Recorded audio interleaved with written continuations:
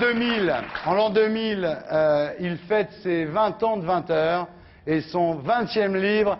Voici Patrick Poivre d'Arvor.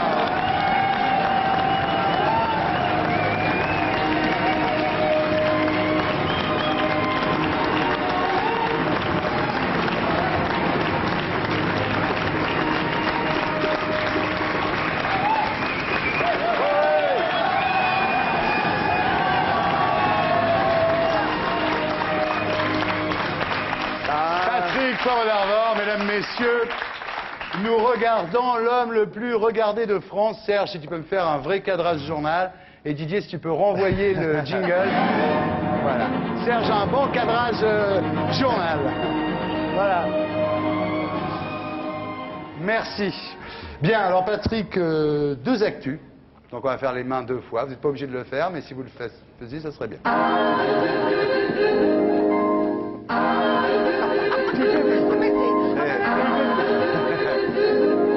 Bien, alors, première actu, Patrick Poivre d'Arvor. Ça met bien à l'aise. Oui. À l'invité qui arrive et qui est obligé de faire ça. Jingle, ça met à l'aise, ça détend tout le monde. Je demande de faire des C'est une règles. bonne idée, je trouve. Ouais. Il a l'habitude, Patrick. Ça, non, pas trop. Non. Ça, vous le faites moins à 20 heures, ça, oui. Alors, 2 actus, donc, une actu télévisuelle qui est le lancement de TV Braise, et puis la télévision bretonne, et puis surtout l'Irrésolu, donc votre 20e ouvrage chez Albin Michel. Alors on va commencer par parler un petit peu de TV Braise. Vous n'avez pas peur qu'au moment où vous sortez ce bouquin, qui est important pour vous, pas seulement parce que c'est le 20e, parce que c'est une vraie carrière littéraire, à ce moment-là, vous participez au lancement de la télévision bretonne, TV Braise, qui est la première chaîne privée généraliste régionale et bilingue, avec Patrick Lelay, François Pinault. Vous n'avez pas peur que ça brouille un peu votre image, d'avoir finalement, au même moment que la sortie du bouquin, une autre actualité qui parasite un peu sur cette télévision bretonne? C'est la coïncidence, et franchement, l'image, je me suis toujours assis dessus, donc ça m'est égal. À chaque fois qu'on m'a dit il faut avoir un plan de carrière, des idées, tout ça, non, je marche toujours à la passion, c'est mon carburant. Il y a eu ça, bon, et le livre en même temps, c'est pas grave, ça n'a pas de rapport, mais c'est tout moi. Non, non, c'est l'addition de tous mes mois, voilà. D'accord. Donc vous avez 2 talk-shows sur cette chaîne TV Braise. Hein, alors bon, moi je ne l'ai pas encore regardé. C'est pas mal, hein? Ouais, Canard enchaîné dit qu'il y a un documentaire sur le gardien de phare qui était déjà passé sur Odyssée. Oh, c'est pas grave. Pas grave. Et qu'il y a un magazine de surf qui était déjà passé sur la 5e. Oui, mais tout le monde C'est regarde normal, la 5e. tout le monde rediffuse. Oui, Oui. oui. Il y a Charlie, parce que je lis beaucoup Charlie Hebdo, moi. Il y a Sharp qui dit « Le béton parle aux menhirs ». C'est pas très méchant. Bah, c'est surtout ça, c'est assez représentatif de ce qu'est l'esprit parisien. C'est-à-dire, Ouais. je suis à Paris, Ouais. puis il y a les gens qui sont des Bretons et qui pensent qu'on peut vivre sans avoir cette espèce de dictature parisienne qui est assez quand même bien inspirée dans les médias en général. Magnéto, Serge. Il y a également beaucoup de choses, pas très loin de là, à 300 mètres de là, donc place d'Armes, à Lorient, avec Lionel Bionic, qui est là pour nous raconter, et cette fois-ci, j'espère, un peu en breton quand même. Voilà, s'il vous plaît, remontez-vous. Et puis, avec des invités prestigieux comme Dédès Prigent ou Gilles Servat. Ah bah ja, mi chans vo klevet brezon e gam var TV Braise, mi chans vo klevet bum dija vo skignet diouarvez a vrezon dek var TV Braise na raio vod ar yez mem stradenez. Ja, mais c'est Ginjo ma teze mejonj. Figure à mejonj un mode à zeski à Jésus à zo vond da welat. Voilà, donc c'est TV Braise. Alors, vous parlez breton, non? Non, j'essaie en ce moment, mais c'est assez difficile. Il paraît que vous apprenez avec le même professeur que Patrick Lelay. Exactement, mais alors comme on a pas Mais mal attendez, de boulot vous là savez et par autres, c'est exemple, difficile. Armor, c'est ce que ça veut dire. Oui, ça c'est le pays de la mer, c'est à peu près la même chose qu'Arvor d'ailleurs. Argoat. Justement, par opposition, c'est le pays de la terre. Et alors là, mesdames, messieurs, on rentre dans un truc insensé. Vous êtes déjà intéressé au breton, vous? Enfin, au breton, à la langue bretonne. Moyennement, Ah hein. ouais. Je vais dire Kenavo et crêpe au sucre. Mais, Ah oui, d'accord. Mais Patrick, Moi j'ai fait mec bourré deuxième langue. Je parle Non, le mais mec c'est bourré insensé. couramment. Insensé. Télévision. Vous savez comment on dit? En fait, télévision, pour dire la vérité, ça a été le mot a été fabriqué après coup. Oui. Ce qui est intéressant, c'est quand même quand c'est dans la racine Ah bon, bretonne. parce que là- Ah oui, non, là, c'est... Ça ne marchera jamais. Alors, télévision, je ne vais même pas vous faire jouer parce que je pense que personne ne peut trouver. Télévision. Télévision, c'est Skinvel. Bon, pourquoi pas, vous me direz. Présentateur, Lusker. Ah si, Lusker, c'est mignon. Lusker, Ah oui, Skinvel, un petit peu, présentateur de un télévision. petit peu L'écran, Lucas. c'est Scram.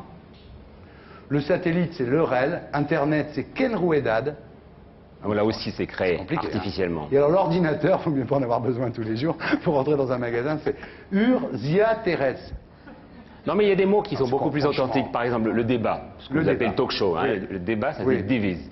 Et le divise, c'est en fait pas diviser, ça vient un peu du mot deviser. Oui, C'est assez joli. d'accord, oui. La publicité, ça vous arrive d'avoir la publicité de temps en temps dans votre émission. Oui. Bruderez. Bruderez, ça vient du mot bruit, du mot rumeur. Oui. Bon, c'est la rumeur. Vous qui arrivez du monde de la publicité, Oui. c'est ça. Je trouve ça assez joli. Oui. Les autres mots sont des mots Non, il y en a qui sont recréés. sympas. Il y en a qui sont plus faciles. Caméra, c'est filmerez. Bon. Micro, c'est micro. Celui-là, je l'aime bien. Alors, l'email, c'est postel. Ça, c'est facile. Alors, même en français, on aurait pu l'appeler comme ça. Les gens qui. Oui, c'est joli. Oui, ça, c'était Ça bien. serait plus- Alors, Patrick, donc, vous publiez L'Irrésolu, donc je le montre à la caméra. Zoom, zoom, mon garçon. Voilà. Chez Albin Michel. Donc, votre premier livre, c'était Les Enfants de l'Aube à l'âge de 17 ans. Hein. Oui, mais je l'ai Et publié aujourd'hui, plus tard. vous avez combien? Vous dites votre âge, oui? 52. 52. Bientôt 53, le 20 Oui, septembre. ça s'arrive, ça approche. Il est coquet. Ah bah, quand même. 52, hein. Quoi? Moi, je le fais pas aux Lâche filles. Ah non, je le fais quand pas aux filles, ça. Un irrésolu, c'est quelqu'un qui sait pas ce qu'il veut. Alors, il ne faut pas confondre avec le vélitaire. Le vélitaire tente toujours des choses, dit qu'il va tenter, ne les fait jamais.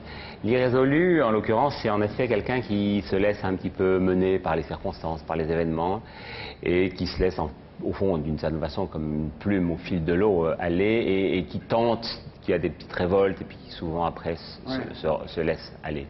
En l'occurrence, mon personnage n'est pas vraiment un irrésolu. C'est quelqu'un qui se pense irrésolu. Et qui donc éprouve son courage d'une manière excessive pour essayer de prouver qu'il n'est pas irrésolu.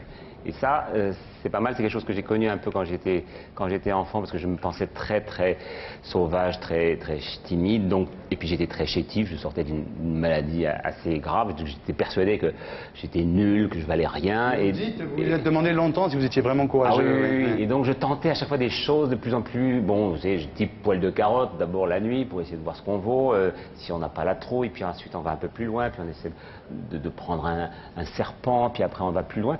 Puis j'en ai beaucoup rajouté finalement. Et je pense que d'une certaine façon je me suis guéri grâce à ça, grâce aux espèces de défis que je m'imposais. Alors dans le dossier de presse, on lit un journaliste qui aimait les femmes, la littérature et ne sut jamais qui il était vraiment. Alors on dit, bon, bah ça y est, c'est autobiographique. Et puis après, on s'aperçoit, enfin rapidement, on s'aperçoit que le personnage est un anarchiste. Alors on dit, ça c'est pas Poivre d'Arvor, Poivre d'Arvor n'est pas anarchiste. Et puis il y a quelques jours, dans Le Monde, je lisais un papier de Luc Rosenweg qui a noté quelque chose de très surprenant. Vous avez dit au journal télévisé, vous annonciez que Total Fina avait gagné 22 milliards donc de francs de bénéfices, ce qui n'est pas rien, hein. 22 milliards de nouveaux francs, on est bien d'accord. Et vous avez dit, bah, finalement, avec autant de pognon, ils auraient de quoi se payer des pétroliers neufs et pas des cargos pourris. J'ai pas dit pognon, mais j'ai dit ça. Ouais, mais c'est vrai. Oui. Non, je dis Bah, pognon je- pour Bigard. Non, parce que je le pense, oui. Non, mais c'est d'un seul coup, là, vous... Ah, non, mais ça venait derrière un sujet sur le pompage de la dernière goutte de l'Erika. Ça m'a paru assez naturel. Puis je pense que tous les gens ont dû avoir ce réflexe-là. Oui, mais vous, au journal télévisé de TF1, Ça m'a échappé. c'est à cause des Bretons? C'est un petit Non, clin d'œil à la Bretagne? C'est non quelque chose que je pense profondément. C'est, Ouais. je sais Non, pas, bien il y a sûr, quelque tout le monde chose- pense ça quand Non, on mais quelque chose gagne d'indécent, d'insolent, Bien sûr. dans l'arrogance, surtout dans l'absence d'excuses. Car rien n'a jamais été excusé. Je trouve que c'est pas bien. Enfin, ça me plaît pas. C'est pas une charge contre le capitalisme, c'est C'est une bien, charge non? contre la. Moi, je trouve au journal de 20h de dire courage. ça, Oui, c'est bien. C'est très bien. Et nous, on le dit toute la journée, mais aux 20h, ça prend un poids différent, non? Oui, oui, et puis et même d'évoquer aussi que les pétroliers sont assurés. Ouais. En fait, il n'y a qu'une seule assurance sur la Terre, quoi. Et il y a un espèce de plafond. Ça veut dire que de toute façon, ils prennent un risque et qui de toute façon est limité, quoi. Ouais. Oui, c'est de toute façon, on leur 200 remboursera leur millions, bateau, mettons, ouais. bon, ben Ouais. voilà. C'est-à-dire que dans le pire des cas, même si une catastrophe coûte 20 fois le prix, ils ne paieront quand même qu'une somme forfaitaire, parce Ouais. que c'est les rois du Ouais. pétrole. C'est le cas de le dire, c'est d'où l'expression, les rois du pétrole. Patrick, est-ce que vous iriez jusqu'à dire qu'on pourrait acheter son pétrole, enfin son essence, ailleurs que chez Total Fina? Ah non. Non. Alors ça, en revanche, je suis contre. Vous êtes contre le boycott? Oui, parce que c'est très Parce qu'ils mauvais. ont pompé maintenant, ça va? Ben, non, c'est mauvais pour les pauvres petits pompistes, parce que Ouais. ceux-là, et c'est souvent des artisans Ouais. qui, alors, eux, seraient D'accord. pénalisés. Non, non, c'est pas. Il faut dire ce qu'on pense et faire comprendre que parfois, c'est bien d'avoir beaucoup de diplômes, d'être fort, d'avoir racheté plein de sociétés, peut-être d'être la deuxième, troisième mondiale, mais qu'on peut aussi avoir un petit peu d'intelligence, de finesse de la situation et peut-être un petit peu moins d'assurance. Dites-moi, Thierry Desmarais n'a pas appelé Patrick Lelay appelé ou À ma connaissance. en Et disant puis- faut et pas puis d'avoir même- arrête, sinon je supprime toute ma pub Total Finance sur TF1, non? Écoutez, Non, pourquoi ça arrive, Il faut hein. savoir que nos écrans sont assez remplis, donc Oui. il y en aurait d'autres derrière, mais pour le sujet, non, Bon. pas à ma connaissance. Bien, alors quand on lit le bouquin, donc l'Irrésolu, on cherche les liens comme ça avec vous, évidemment, c'est normal, c'est un personnage public, vous Ça intéressez se tout passe le en monde. 1883, donc Hein il y a longtemps quand même. Oui, mais on cherche. Alors, il y a d'abord un truc. On va pas. Non, il le fait pas. Ah, il fait pas. Le héros, là, Victor Priakov Parker, c'est l'anagramme de Patrick Poivre d'Arvor, en fait. Oui. Vous en inventez pas, hein? Non, je le veux pas. Non, ça m'a amusé de voir que ça a été Ouais. découvert un mois après la sortie du livre. C'était sympa. Ouais. Bien, alors il y a plein de clins d'œil. Il y a évidemment la rue Poivre, qui est une référence. existe. Dites-moi, racontez-moi cette histoire-là. Dans le journal de TF1, à un moment, vous arriviez toujours à placer le nom de quelqu'un. Vous disiez toujours Ah oui, Shlomo. oui, oui. Bah, je Racontez-moi, je continue. m'avais raconté cette histoire il y a 15 ans, mais j'aimerais bien que vous nous Mais la je racontiez. continue régulièrement. Bon, je vais le dire, donc ça va être moins drôle parce que. Bah, vous après, changerez- ça va être- vous changerez je vais de nom. changer. Non, parce qu'en fait, c'était un héritage de ce que faisaient enfin ceux qui étaient là il y a 30 ans à notre place. Et ce garçon s'appelle Romo Goldesh. Alors ce Romo Goldesh n'existe pas, bien sûr, et je l'ai à peu près mis à toutes les sauces possibles et imaginables, souvent dans des pelotons du Tour de France, assez souvent tiercé. Alors tiercé, mais La J'ai météo, inventé un il fera beau à personnage. Romo Goldèche. Ouais. Tiercé, c'est à peu près le seul moment où il y a eu des vraies protestations. Parce Ouais. qu'à ce moment-là, j'étais avec Pierrette Bresse, et elle m'a dit, mais c'est dramatique. J'ai dit non partant. En plus, je ne pas grand. J'ai dit non partant, Romo Goldesh. Et les gens ont dit, on nous a caché quelque chose. Et j'ai senti que ça n'était pas du tout ce qu'il fallait faire, mais j'ai continué quand même. Et je l'ai même casé un jour dans une élection présidentielle sur un sondage. Du côté de Vechter, voilà, il était à 1,7, puis j'ai mis Romo Goldesh, et puis j'ai plus qu'Arlette Aguillet derrière. Personne n'a rien dit. C'est drôle, ça, non? C'est bien. Bien, alors votre bouquin, donc l'Irrésolu Albin Michel, le pitch, je vais le faire à votre place. Donc le pitch, c'est l'histoire d'un enfant, je dirais de la fracture sociale. C'est un ouvrier anarchiste qui sera content un jour, qui monte à Paris. Hein, c'est l'histoire d'une ascension, c'est un vrai roman du 19e. Hein, et qui sera content un jour de se retrouver arrière-petit cousin de l'empereur. Quand je dis ascension, c'est pas l'ascension au sens de l'alpinisme. C'est un peu l'ascension au sens de la feuille qui est soulevée par le vent, non? Oui, oui, parce que justement, il a ce problème d'être gouverné par ses propres instincts, par les femmes aussi beaucoup, selon qu'il rencontre des mentes religieuses, des femmes exceptionnelles. Donc il a tendance un petit peu à se laisser aller. Et en fait, il est au début révolté par une injustice qui lui arrive. Et à ce moment-là, il devient, il se construit un caractère. Mais il n'a à ce moment-là que 35 ans. Ça Ouais. durera 5 ans, mais je pense que ces 5 ans sont très riches. Et surtout avec beaucoup d'action et de... Alors oui, il y a beaucoup d'actions. Il débarque à Paris, il fréquente évidemment un Les journal. bordels. Non, non, pas du tout les bordels. non. Il fréquente. À Non, loin. c'est vrai, hein. À loin. Enfin, il saute beaucoup. C'est pas ton livre. Ah non, ça saute. Non, non. Attendez. Non, parce que moi, je l'aurais emmené direct. parce Ça que saute, ça saute. Moi, c'est ce que mais- j'ai fait en arrivant Moi, à je la Paris. joue- je veux je la- dire. Non, non. Qu'est-ce que vous avez fait en arrivant à Paris? Moi, je suis allé rue Saint-Denis. bien oui. sûr. Bah oui, d'un seul coup, c'était gratos. Vous avez c'était regardé pas la presse. foire au Ouais. jambon, hein, Ouais. comme tout le monde, Ah hein, oui. bien sûr. Ouais. Mais La c'est rue fini, Saint-Denis, la à rue l'époque, formidable. il se passait des choses très intéressantes. Bah ouais, c'était un c'est peu fini, moins tout chaud, ça, mais c'est moins drôle maintenant, la rue c'était un haut lieu de la presse. Oui, alors oui, justement. et Donc, du il rencontre Zola. Enfin, on fréquente, c'est tout le Paris de la fin du 19e. Zola qui donne Germinal en feuilleton dans le Cri du Peuple. Il croise Bel-Ami, le vrai Bel-Ami, qui a été immortalisé par Maupassant. Enfin, c'est l'ambiance fin du 19e avec les barbus, là, Jules Guesde, Vallès, etc. Il y a beaucoup de personnages de femmes. Alors, il a beaucoup de succès auprès des femmes, le héros, ça vous étonnera pas. Bah, de toute façon, il vaut mieux, c'est plus agréable à Ah non, écrire. c'est là- hein, de toute façon. Alors, il J'ai parle- pu dire j'ai pris une veste, j'ai pris une veste, j'ai pris une Ah non, veste. c'est pas... Non. Alors là, ça a marché, ça a marché, ça a marché. C'est Non, mieux. mais là, Il en non. prend quelques-uns. Patrick dit, en parlant du héros, qui s'appelle Victor, il a beaucoup de succès auprès des femmes, il dit, la vie était comme une basse-cour dont il était le coq. C'est très excitant. Il y a une scène d'amour au bureau, page 280. Ça évite aux gens d'acheter tout le livre. Donc vous allez, vous prenez la page 280. Et puis comme ça. Non, c'est vrai, c'est un...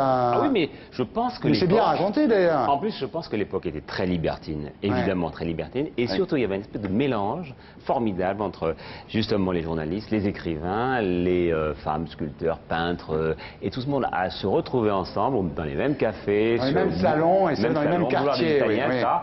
Puis c'est vrai qu'ils couchaient souvent ensemble, et Ouais. que Victor Hugo, je raconte quelques-unes de ses aventures, Ouais. mais c'est rien à côté de ce qui lui... Là, je ne suis que sur 5 ans de Victor Hugo, Ouais. mais c'est rien à côté de tout ce qui lui est arrivé. Et ça, je vais vous le laisser, le bouquin, parce qu'il y a une scène d'amour au bureau. Moi, je vais passer chez TF1 le soir vers 8-9 heures, parce que c'est c'est chaud. Alors, il y a des trucs plus légers.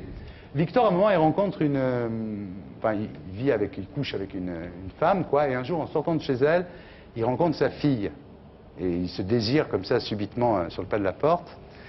Et lui, il est un petit peu gêné. Et la jeune fille, qui a quoi? Quel âge elle attache à 18 ans? 18 ans, oui.